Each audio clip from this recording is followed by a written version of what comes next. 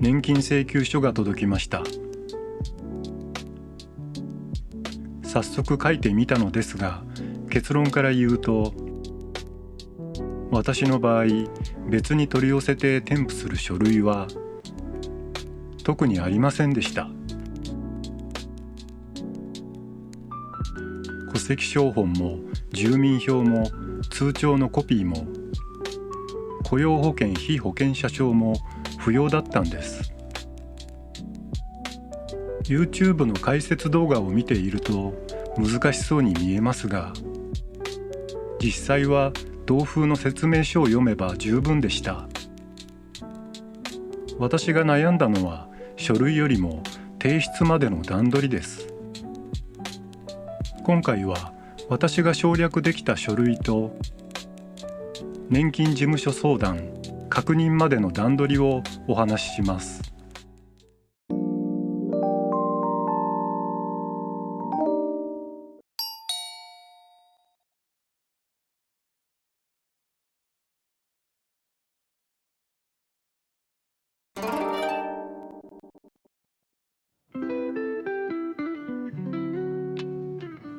まず戸籍抄本と住民票です。説明書に書かれている通り、私はマイナンバーを登録していて、年金請求書にも登録ありの1と表示されています。ですので、戸籍抄本と住民票どちらも省略できます。一般的な解説動画ではマイナンバーを登録していない方にも説明する必要があるので、戸籍抄本や住民票を用意する話が出てきます。でも私には必要ありません。書かれている書類を全部揃える必要はなく、同封された説明書を読むだけで理解できました。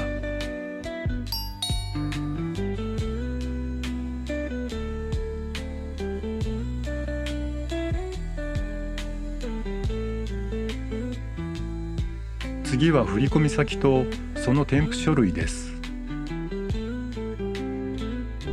私は公金受取口座を指定したので、通帳やキャッシュカードのコピーも不要でした。公金受取口座を記入して終わりです。次は雇用保険に関する書類。雇用保険被保険者証です。ここには特別支給の老齢厚生年金または繰上支給の老齢厚生年金を請求する方のみと書いてあります。これは65歳以前に年金を請求する人、つまり特別支給の厚生年金をもらう人か繰上受給をする人向けです。男性で昭和36年4月2日以降生まれは、そもそも特別支給の老齢厚生年金はなく、私は繰上受給もしません。ですからこの欄は対象外。雇用保険被保険者証も記入も不要でした。専門家の解説動画は幅広い人を対象にしています。そのため、自分には関係のない制度や書類まで出てくるってことですね。私の場合ですが、解説動画を何本も見るより、同封の説明書を読んだ方が早かったです。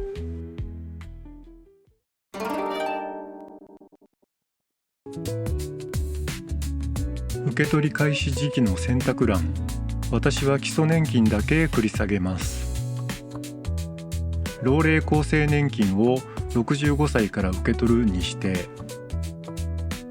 老齢基礎年金は今回は請求しませんを選びました。基礎年金は生活の様子を見ながらまず1年待ってみます。次は扶養親族等申告書です。名前は難しそうですが、中身は会社員時代の年末調整とほぼ同じです。配偶者の所得、扶養親族、控除の対象になる人がいるか、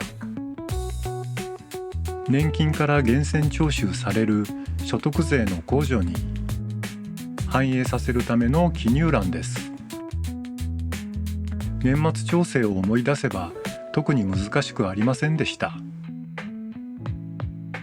もう一つ気になったのが年金の加入記録です。私は国民年金の任意加入をしていて、65歳まで支払います。ところが届いた請求書には、最近支払った分も65歳までの予定分も反映されていません。このまま提出して大丈夫なのか、電話で聞いてみました。回答はこのまま提出して問題ない。ちゃんと65歳までの納付状況を確認して年金額に反映するということでした。なお、請求から初回振込までは審査と振込タイミングによっておおむね2から5ヶ月、状況によってはもう少しかかるとの説明でした。細かい話ですが、実際の請求書を見て初めて気づいた点です。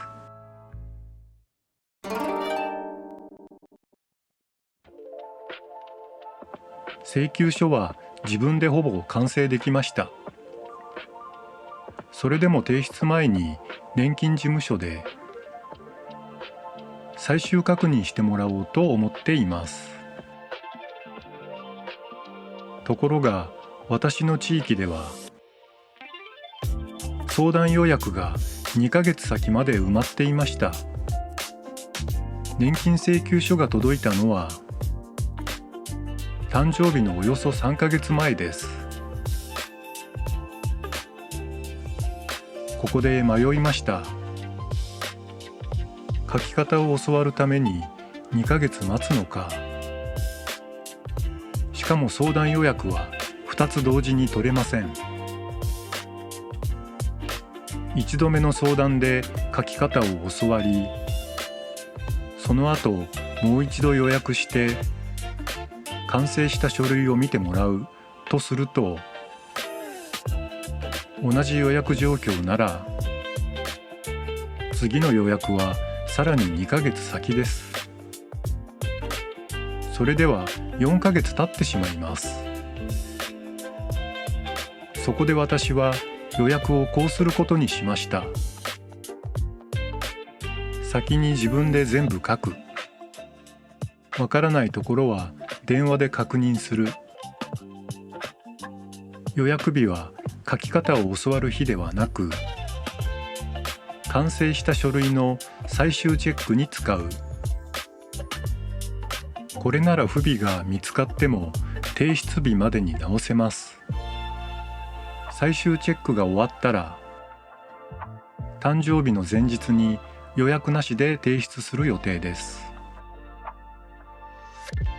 予約状況は地域によって違うみたいです。以前の動画で違う地域にお住まいの方からすぐ予約できたよというコメントもいただきました。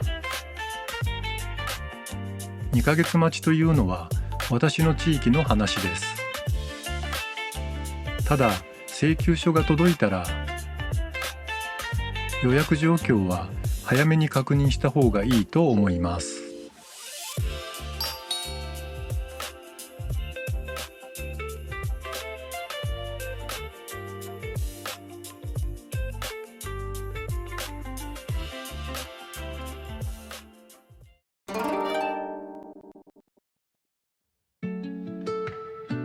もう一つ気になったのが書類に不備があった場合です。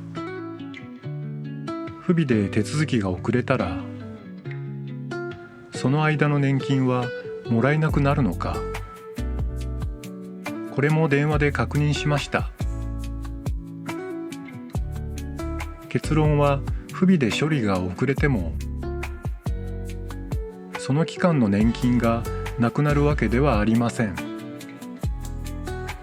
手続きが完了した後、支給対象となった分はまとめて振り込まれます。年金は通常偶数月に支給されます。電話では処理のタイミングによっては次の偶数月を待たず奇数月の随時支払いになることもあると説明されました。不備があったら書類丸ごと突っ返すだけなの？それも聞いてみました。いいえ、不備の部分に付箋を貼って分かりやすく説明してお送りしますとのことでした。これは聞いて安心しました。もちろん不備がないように準備するつもりです。少し遅れたからといってその分の年金が消えるわけではないということです。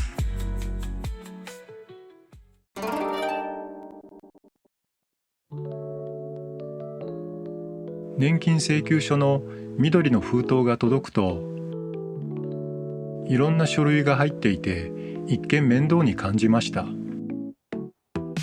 でも説明書を読みながら見てみると私の場合はマイナンバーと公金受取口座を使うことと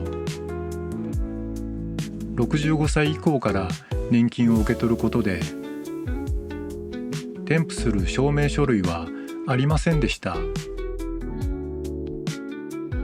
専門家の解説動画を何本も見るより同封の説明書を自分に関係するかしないかで読んだ方が分かりやすかったです。私はこれから予約日に最終チェックを受け、誕生日の前日以降予約なしで提出します。郵送でも提出できますが、直接持っていきます。チャンネル登録よろしくお願いします。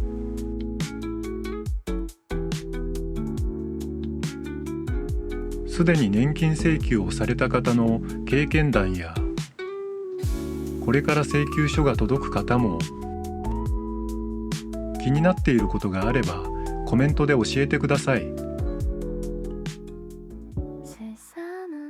このチャンネルではリタイア後のリアルなお金の話や日々の暮らしについて発信しています。